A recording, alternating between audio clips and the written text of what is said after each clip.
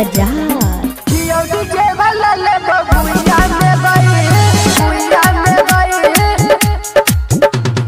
बड़ा मजा ये तो हमरा सुइया में गई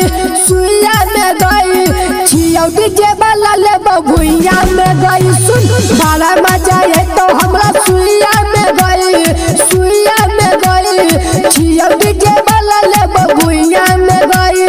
याद कर तोला से मजा लेने रहियो बस वाली जाई के चुमा लेने रहियो मोटा वाला लाली सुन हम ही चुसने रहियो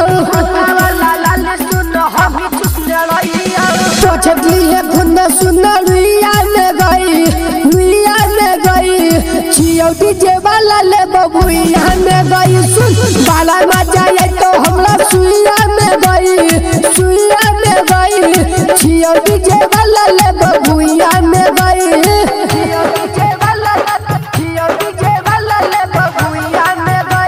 रिकॉर्डिंग बाय मां लक्ष्मी स्टूडियो कुशेश्वर बाजार।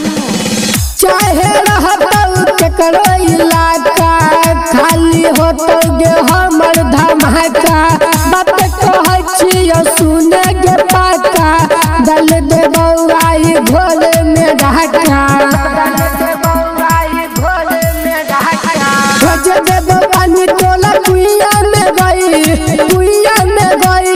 छियो डीजे वाला ले बबुइया में गई सुन। बाला मजा ये तो हमरा सुइया में गई छियो डीजे वाला ले बबुइया में गई।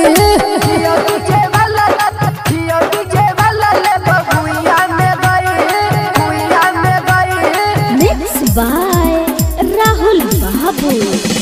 आगे से तो हर पिछला गुदाम गई जल्दी बताना लेबे के दाम गई तोले चकल में है बाबा दा नाम गई राजा किशोर राजधानी हमर नाम गई आशीष राहुल कहो मिया में गई